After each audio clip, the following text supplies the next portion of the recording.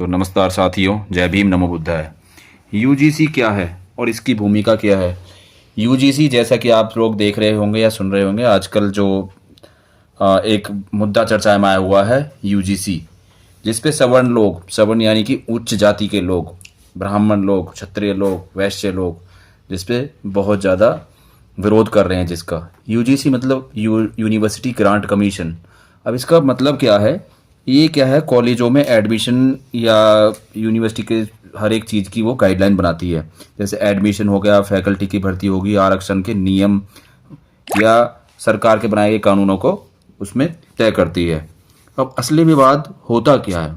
2024 में यूजीसी ने एक ड्राफ्ट गाइडलाइन मसौदा तैयार किया था। उस ड्राफ्ट में क्या लिखा था? अगर एसटी, एससी, ओबीसी के लिए आरक्षित पद या सीट पर योग्य उम्मीदवार नहीं मिलते हैं तो उस सीट को डी रिजर्व या जनरल सीट को दिया जा सकता है। यहीं से वो विवाद शुरू होता है। अब लोगों को गुस्सा क्यों आया है? क्योंकि यह बात संविधान और आरक्षण कानून के खिलाफ लग रही थी। इससे डर था कि धीरे धीरे एससी, एसटी, ओबीसी की सीटें खत्म कर दी जाएंगी। और छात्र संगठनों हो गए या सामाजिक कार्यकर्ता, नेताओं ने इसका बहुत भरपूर विरोध किया। जैसा कि आपको पता है, 2016 में रोहित वेमुला स्टूडेंट थे जो एमबीबीएस की पढ़ाई कर रहे थे, जिनके साथ बहुत ज़्यादा डिस्क्रिमिनेशन और जातीय भेदभाव और उसको मानवीय भेदभाव सहना पड़ा था, जिसकी वजह से रोहित वेमुला ने अपनी जान की कुर्बानी दी थी, या उन्होंने कहे तो सुसाइड कर लिया गया था। और यूनिवर्सिटी में ये आज की बात नहीं, ये पुरानी बात है। आप यूनिवर्सिटी में आप जाके देखोगे तो आपको दिखेगा, लगेगा आज भी वो कहेंगे, अरे तुम्हारा काम तो, तुम तो खाती हो, तो तुम्हारा काम तो खाती का है, तुम तो कारपेंटर का काम करोगे। या कोई नाई की अगर समाज का कोई पढ़ने आएगा तो उसको बोलेंगे, अरे तुम्हारा काम तो नाई बाल बनाने का है, तुम तो वो करोगे। तो ये दंश भी आज भी स्टूडेंट्स को झेलना पड़ता है। और ये आज की नहीं, बहुत पुरानी ये दशा स्टूडेंट्स के साथ चलती आ रही है। सो जिसकी वजह से रोहित वेमुला ने अपनी जान गंवा दी थी। सरकार ने फिर इसमें थोड़ा सा, मिनिस्ट्री ऑफ एजुकेशन ने थोड़ा अपनी इसमें सफाई दी कि कोई भी एससी, एसटी, ओबीसी की सीट डी रिजर्व नहीं होगी और उनके साथ कोई भेदभाव नहीं होगा। यूजीसी को खत्म करने का अधिकार किसी को भी नहीं है, या आरक्षण को खत्म करने का अधिकार यूजीसी का भी नहीं है, सरकार का भी नहीं। Central education institute reservation act लागू रहेगा और पुराने आरक्षण नियम जैसे थे वही रहेंगे। इसके अलावा किसी के साथ भी जातीय भेदभाव दंश नहीं झेला जाएगा।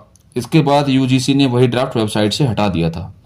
अभी जो नियम लागू हैं, अगर बात कहें तो 2026 तक के, एडमिशन और नौकरी दोनों में वर्ग की बात करें तो एससी को 15% रिजर्वेशन है, एसटी को 7.5%, ओबीसी को 27%, ईडब्ल्यूएस को 10%, पीडब्ल्यूबीडी को 5% अलग से, जो डिसेबल्ड होते हैं। अब आप देखिए कितनी तरीके से ईडब्ल्यूएस को 10% दे दिया गया है। यह आरक्षण संविधान द्वारा सुरक्षित है। कोई भी इस संस्था से अपने मन में से नहीं बदल सकता है। डी रिजर्वेशन का सच, और इसको ध्यान से समझिए। डी रिजर्वेशन क्या होता है? कानूनन बहुत रेयर केस में होता है, वह भी सरकार की अनुमति से होता है किसी को डी रिजर्व करना, और अस्थायी रूप से होता है। यूजीसी अकेले यह फैसला नहीं ले सकती है। यानी जो डर फैलाया गया था एससी, एसटी, ओबीसी का आरक्षण खत्म करने का, वो सही नहीं था, लेकिन फिर भी इसके खिलाफ काम हो रहा था। अब छात्रों और उम्मीदवारों का मतलब क्या है? अगर आप एससी, एसटी, ओबीसी हैं, आपका आरक्षण सुरक्षित है, एडमिशन और फैकल्टी में पूरा लाभ मिलेगा, कोई कॉलेज यूनिवर्सिटी मना नहीं कर सकती है। अगर कोई नियम तोड़े तो आप उस पर शिकायत कर सकते हैं यूजीसी से या सेंट्रल गवर्नमेंट में। लेकिन अभी क्वेश्चन क्या है, यूजीसी में जो कॉलेजेस में जो जिसके साथ दंश से जो भेदभाव झेला जा रहा है, उसमें अब क्या होगा कि यूजीसी एक कमीशन बना देगी।